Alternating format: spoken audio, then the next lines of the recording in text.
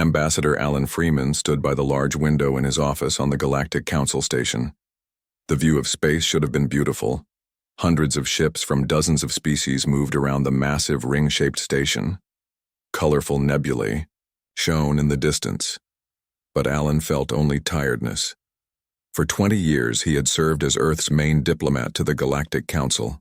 20 years of endless meetings. 20 years of watching other species use humans for their own gain. 20 years of coming home with less than he had hoped for. His communication device buzzed. It was President Laura Wilson calling from Earth. "Alan, how did the vote go?" she asked. Her face looked strained even through the small screen. Alan sighed. "The same as always. They voted to take more of our soldiers for the border fight with the Zeldathi. We get nothing in return." "How many this time?" 5,000 troops and 15 ships. Alan rubbed his eyes. "Our people will die in a fight that isn't ours, for a council that never gives back." The silence between them felt heavy. For 150 years, humanity had been part of the Galactic Council. At first it had seemed amazing. Humans weren't alone in the universe. They had joined a community of intelligent species.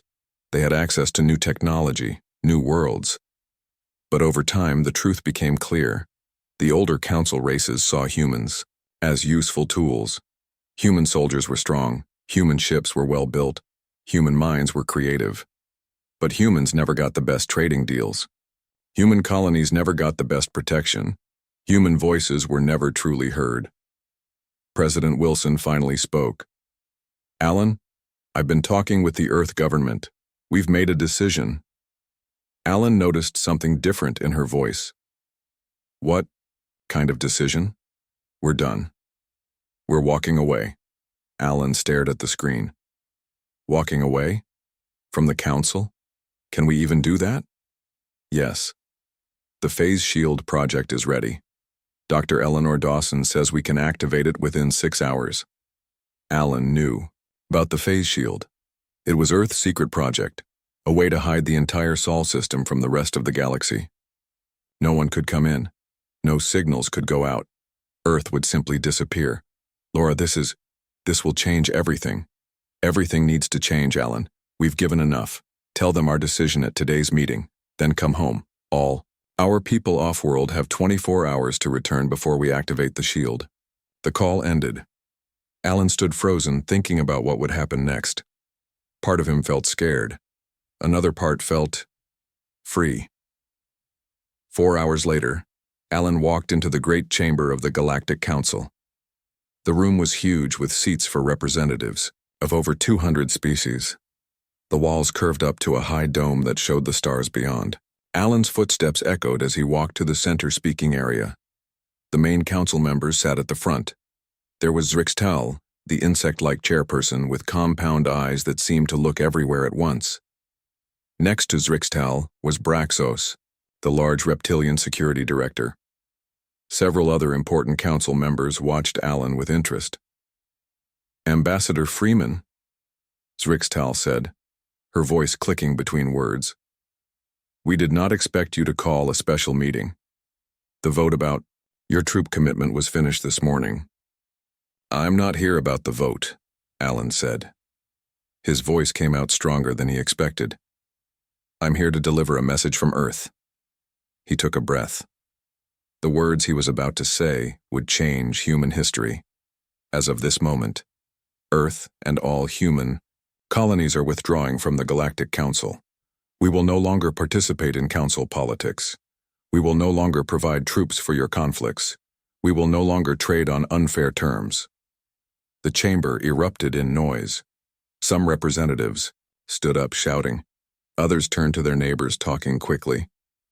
Zrixtal clicked her mandibles loudly for order. "Ambassador Freeman, this is not how council membership works," she said. "Your planet cannot simply leave." "We are not asking permission," Alan replied. "We are telling you what will happen. In 24 hours, Earth will activate technology that will remove us from your reach. Any humans who wish to return home should do so immediately." Braxos leaned forward, his scales darkening with anger. "This is a threat to council security. We cannot allow this." A representative from the Murian Empire stood up. Humans owe us resources from last cycle's agreements. You cannot leave without paying your debts. More voices joined in. Threats of military action, demands for payment, accusations of cowardice. Alan waited until there was a moment of quiet.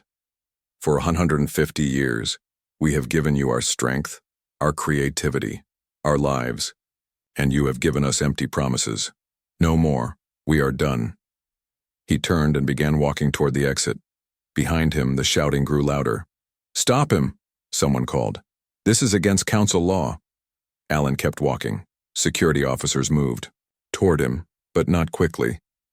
They seemed unsure what to do about a senior ambassador simply walking out. As he reached the door, Alan felt a strange sense of peace. He had spent his whole career trying to make things work with the council. Now he knew it had been impossible all along. On Earth, President Wilson sat in the Planetary Defense Center. Around her, staff worked at control stations, monitoring the situation. "Madam President," said Admiral Gregory Martinez, "we're getting reports of council ships moving toward Earth. They'll be here within 12 hours. Senator Diane Morris looked worried. "They're moving faster than we expected. Can we activate the phase shield early?" President Wilson turned to Dr. Eleanor Dawson. The scientist nodded. "We can, but it means some of our people won't make it back in time," Dr. Dawson said. President Wilson closed her eyes briefly. This was the hardest part of leadership, knowing that some would be left behind. How many? Admiral Martinez checked his screen.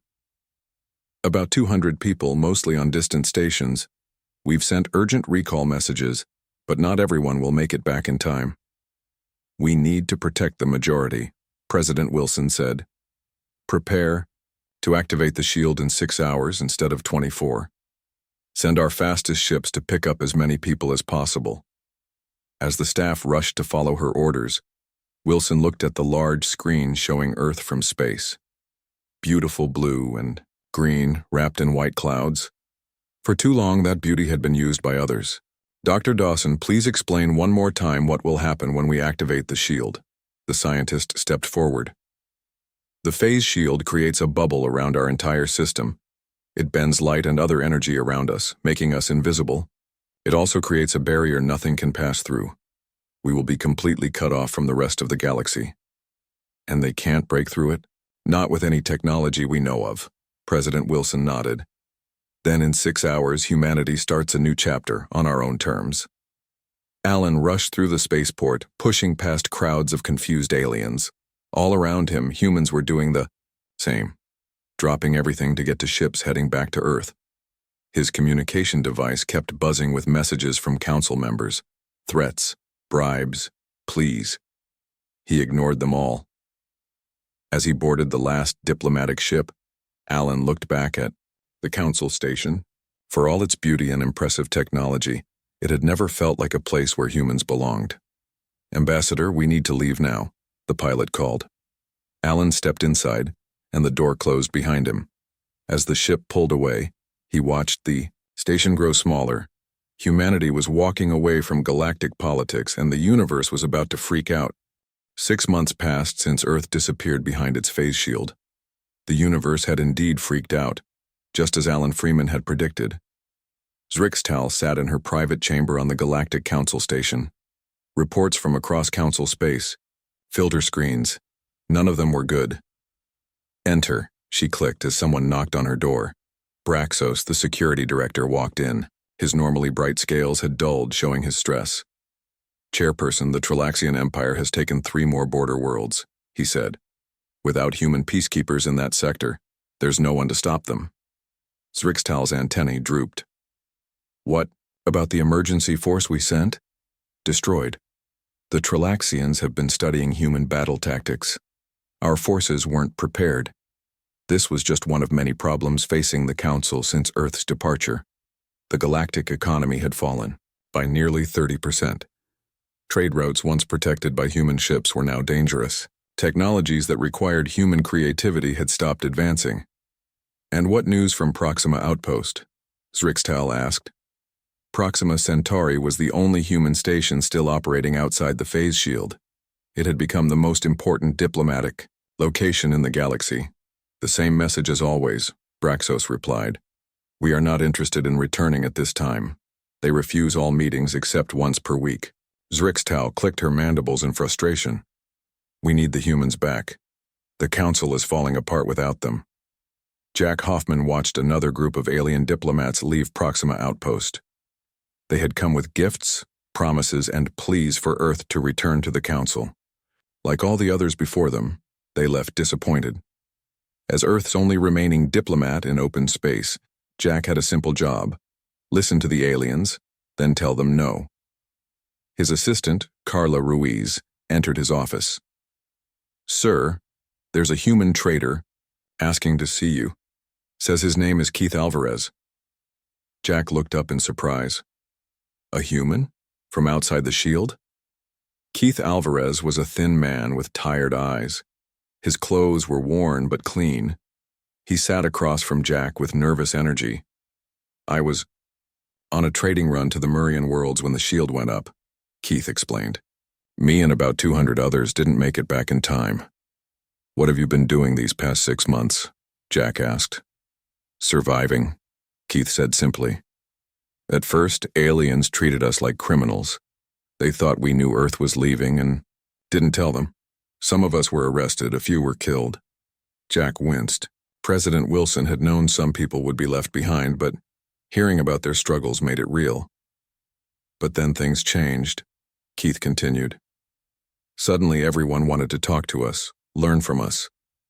I've been offered huge amounts of money just to teach alien crews how humans think about space travel. It's crazy out there, sir. The whole galaxy is falling apart without Earth. Jack nodded slowly. That's what our reports showed too. But Earth's decision stands. Keith leaned forward. Sir, I need to get a message to Earth. Something important is happening out here. On Earth, President Laura Wilson met with her closest advisors in the underground command center. The mood was serious. Dr. Dawson, give us your report, Wilson said. Eleanor Dawson looked tired. She hadn't slept properly since the shield went up. The phase shield is using more power than we calculated, she said. At current levels, we have about 18 months before it fails completely. The room fell silent. The shield was their only protection from a galaxy that might want revenge for Earth's sudden departure. Admiral Gregory Martinez spoke next. We've increased our military production, but if the shield fails and the council attacks, we'll be outnumbered. Senator Diane Morris added her concerns. Some Earth colonies are reporting food shortages. We didn't realize how dependent we'd become on imports. President Wilson stood and walked to the large screen showing the phase shield's energy field, surrounding the solar system. From inside, it looked like a faint blue bubble around the sun and planets. So our choice to leave the council has given us less than 2 years to become fully self-sufficient, she said. Or we'll have to go back, on our terms. Dr. Dawson cleared her throat. There's something else you should know, Madam President. We're picking up strange signals from the edge of the galaxy. Something is coming this way, something big. At Proxima Outpost, Keith Alvarez showed Jack Hoffman the data he had collected during his travels.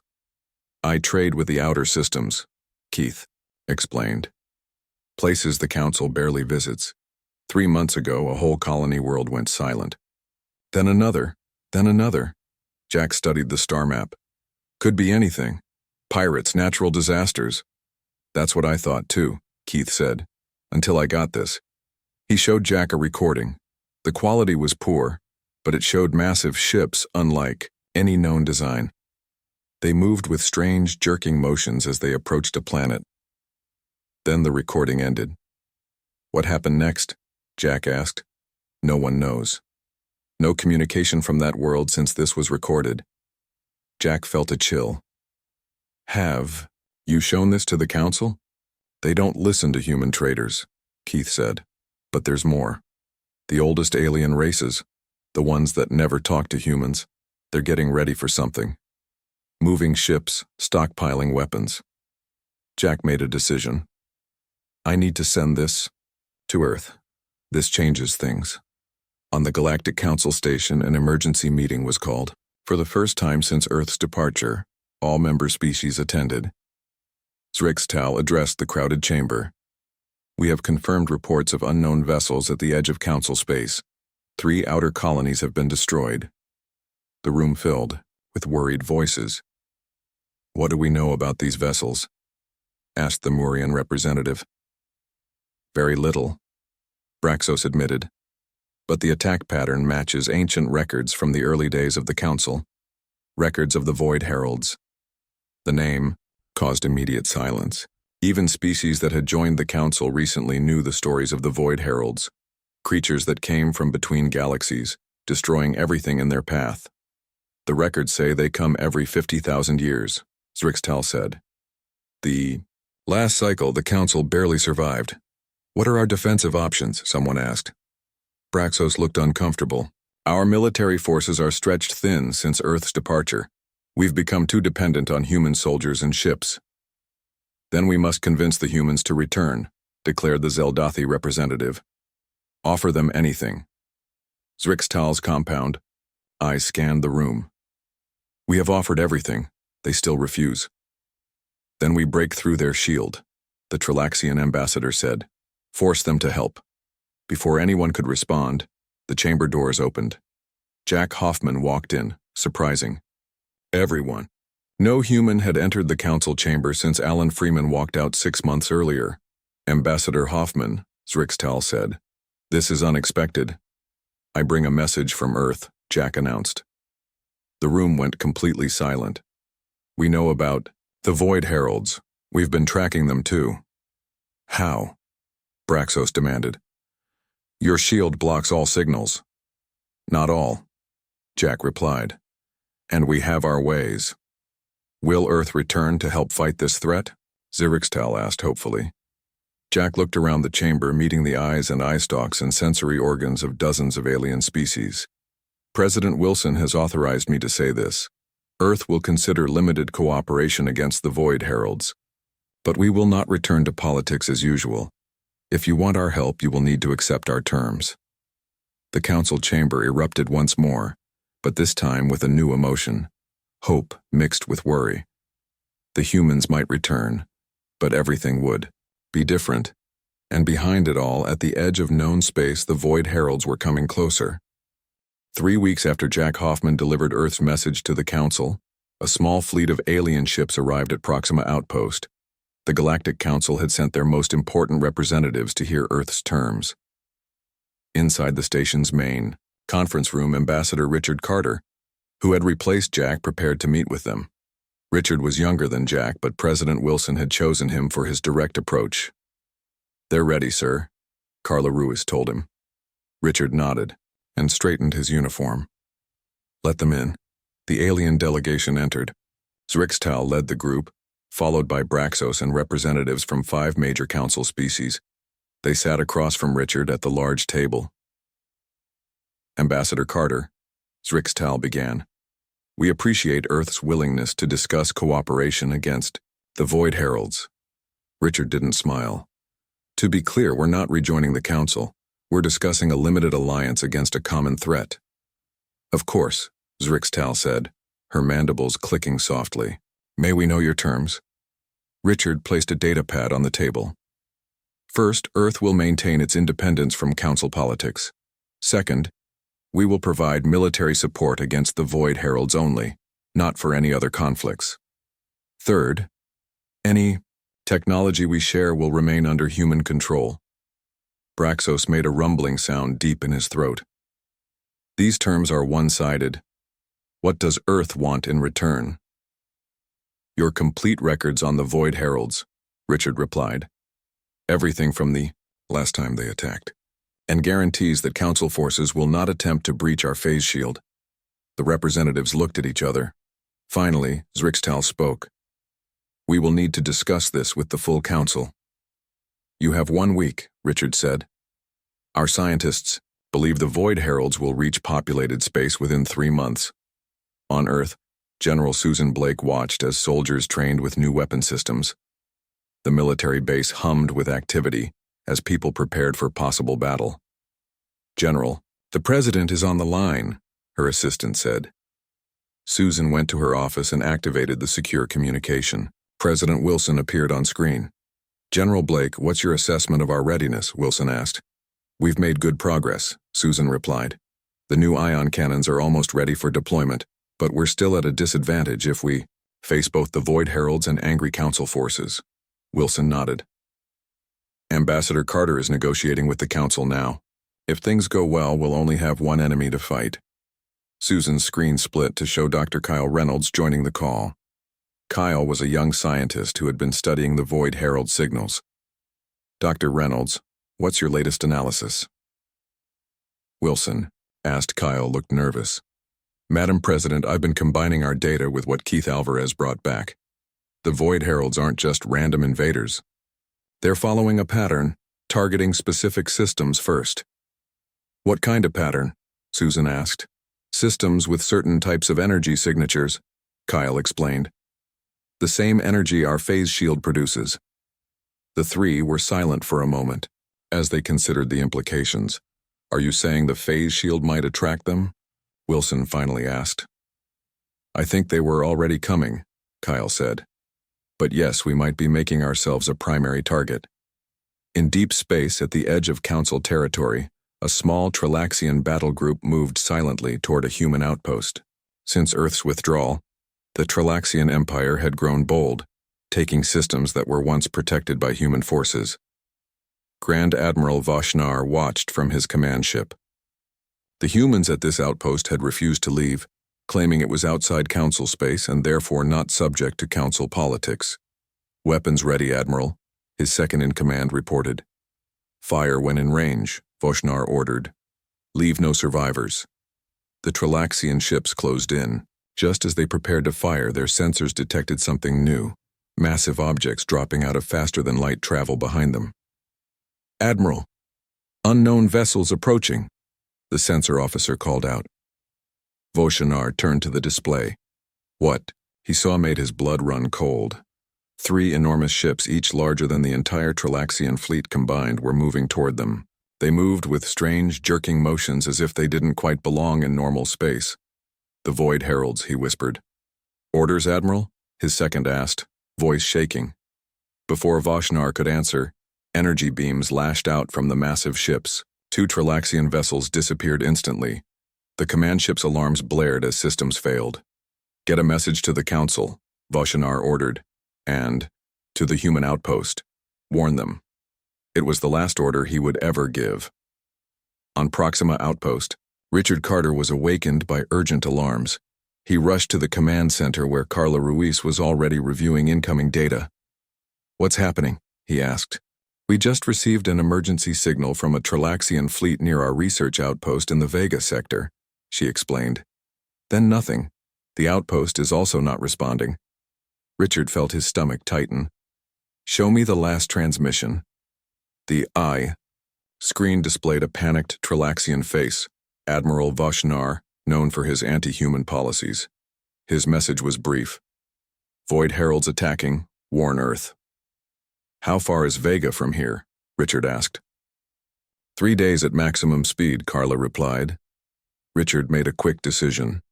"Send a message to Earth. I'm taking our defense ship to investigate." "Sir, the Council representatives are still here waiting for Earth's final terms," Carla reminded him. "Tell them what's happened," Richard said as he headed for the door. "And tell them if they want to prove they're serious about an alliance, they should send ships to Vega too." Dr. Eleanor Dawson stood in the Phase Shield Control Center, studying the latest power readings. The news wasn't good. "The drain is increasing," she told the team of engineers. "Something is affecting the shield from outside." "Could it be Council weapons?" one engineer asked. "No," Eleanor said. "The pattern is all wrong.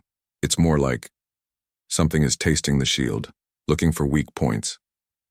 The main door opened, and President Wilson walked in with Admiral Martinez and Kyle Reynolds. "Dr. Dawson," Wilson said, "we just received urgent news from Proxima. The Void Heralds have been spotted at Vega, much closer than we expected." Eleanor felt a chill. "Madam President, I was just explaining that something is interacting with our shield. The power drain has increased by 30% in the last 12 hours. Kyle stepped forward, looking at the readings. "It's them. They're drawn to the shield's energy." How long do we have? Admiral Martinez asked. At this rate of drain? Eleanor checked her calculations. 6 months, not 18.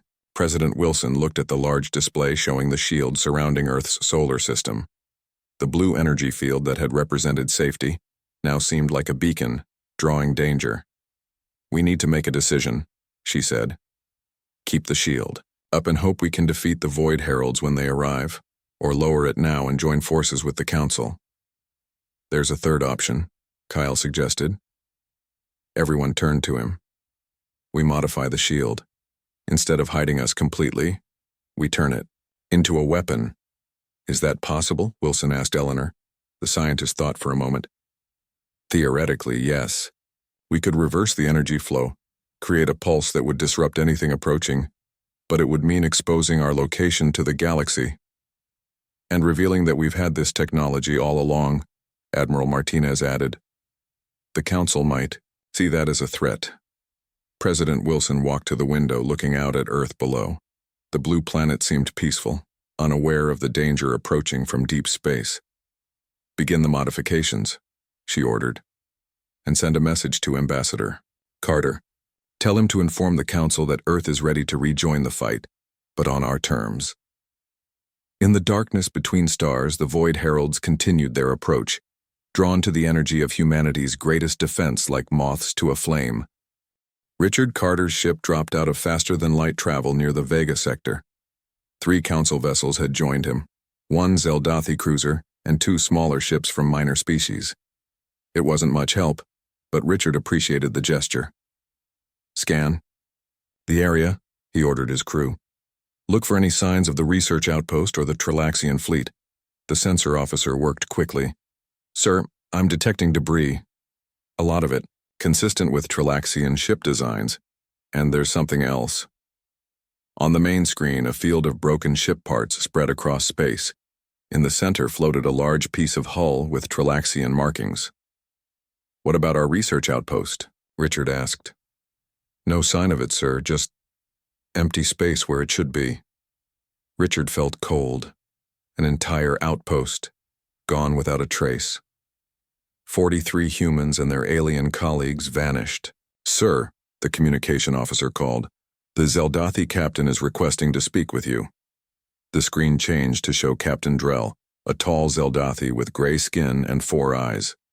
Ambassador Carter, Drell said, my sensors have detected unusual energy patterns at the edge of this system. I believe the Void Heralds may still be nearby. How many ships? Richard asked.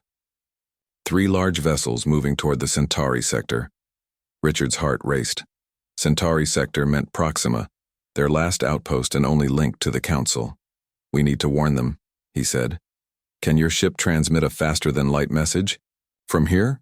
Yes, but it will reveal our position, Drell warned. Do it, Richard ordered. Then all ships prepare to jump back to Proxima.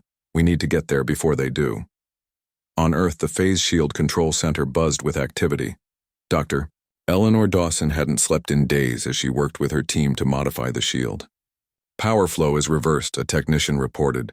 Shield is now operating at 70% capacity in defensive mode, 30% in offensive mode. Eleanor nodded tiredly. Run a test pulse at minimum strength. Target the probe at 500,000 kilometers. On their screens they watched as a small unmanned probe floated in space far from Earth. When the test pulse hit it, the probe simply disappeared. Did it work? President Wilson asked. She had come to observe the test. Too well, Eleanor said. The pulse completely destroyed the probe. We need to adjust the power levels before we use this against anything real. Wilson looked concerned. How long will that take? A few days to calibrate properly. But Madam President, there's something you should know. Eleanor lowered her voice. Each pulse weakens the shield significantly. If we use this weapon against the Void Heralds, we may not have enough power to raise the shield again afterward. Wilson understood the implication. Earth would be exposed to the galaxy again, unable to hide. Then we make each shot count, she said. The communication officer interrupted them. Madam President, urgent message from Proxima Outpost. Ambassador Carter reports the Void Heralds have destroyed our Vega research station and are moving toward Proxima. Wilson's face hardened. How long until they reach Proxima? Approximately 12 hours. And how long would it take us to send ships from Earth to Proxima?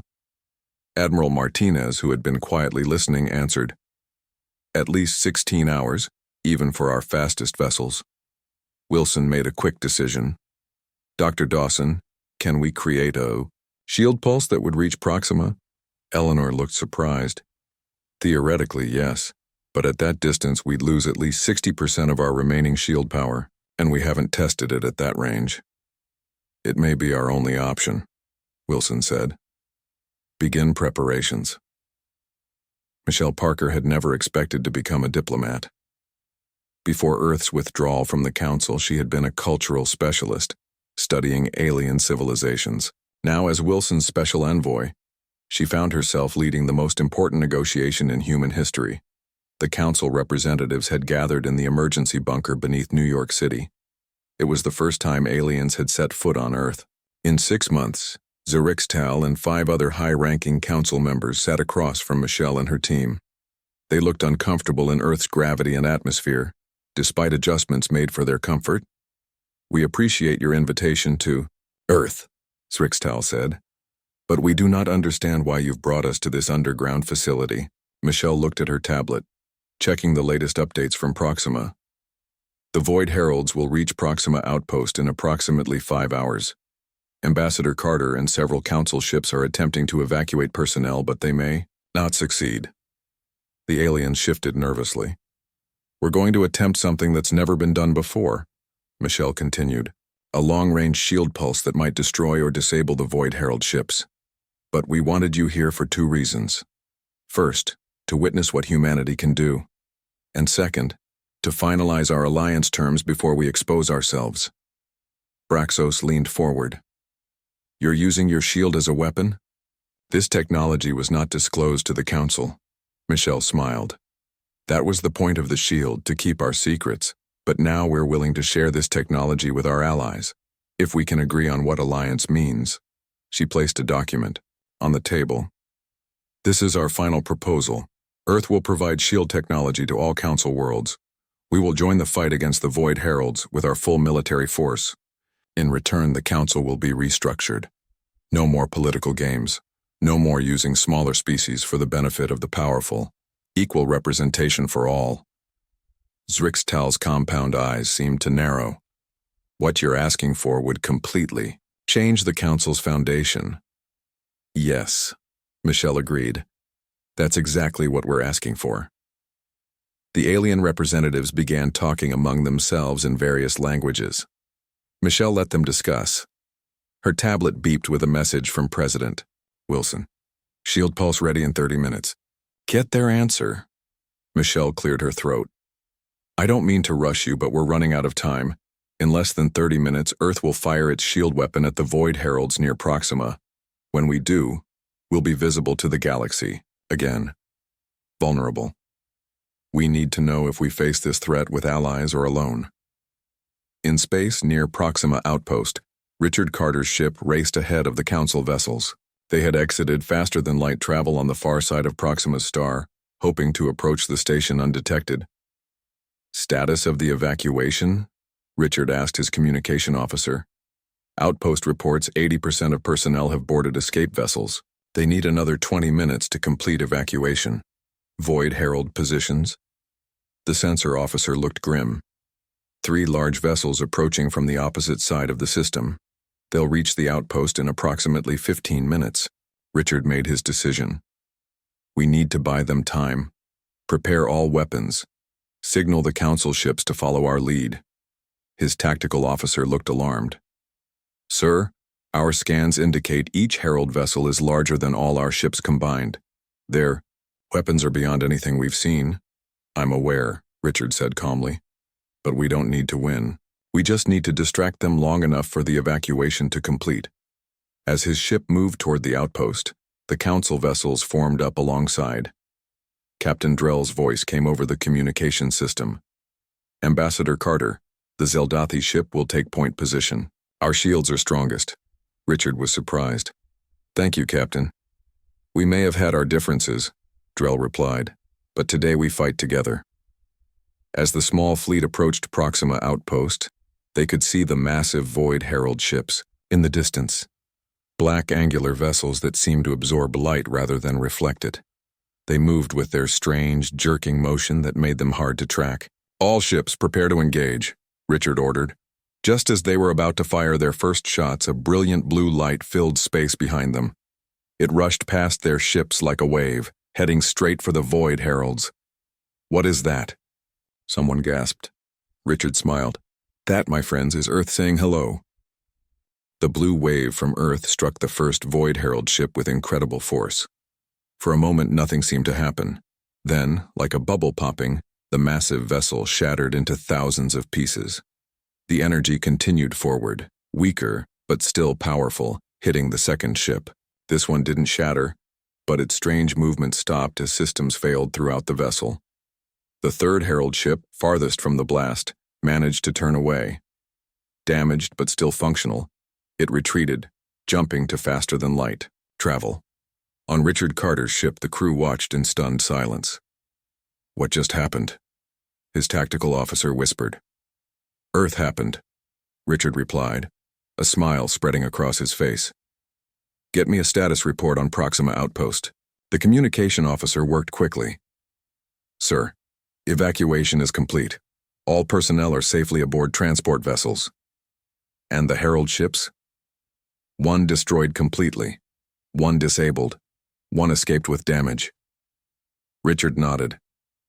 "Signal all ships to form up around the evacuation transports. We're heading back to Earth." As his fleet prepared to move, Captain Drell of the Zeldathi cruiser called again. "Ambassador Carter, that weapon. It was unlike anything I've ever seen." "I know," Richard said simply. "The Council will want this technology." Richard looked at the alien captain carefully. "That's up to the Council. Earth has made its offer. The choice is yours." On Earth, in the underground bunker, Michelle Parker watched the alien representatives. They had all seen the display on the large screen, the shield pulse destroying one Void Herald ship and disabling another. "That is the power Earth is offering to share," she said quietly. "Not just to the major council races, but to all species." Zrixtal's antennae twitched nervously. Such power could be misused. "Yes," Michelle agreed. "Any technology can be misused. That's why we're demanding a restructured council. Checks and balances. True equality. No more powerful races deciding the fate of the smaller ones," the alien representatives whispered among themselves. Finally, Braxos spoke. "We do not have the authority to agree to such fundamental changes, but..." He looked at the screen where the remains of the Herald ship still floated in space. "We can recommend it to the full council." Michelle nodded. "That's a start. President Wilson will address the full council when you return. In the meantime, we have a more immediate problem." She gestured to Dr. Paul Shepard, a tall man with dark skin who had been quietly observing from the corner. "Dr. Shepard is our lead xenobiologist studying the Void Heralds," Michelle explained. "He has concerning news."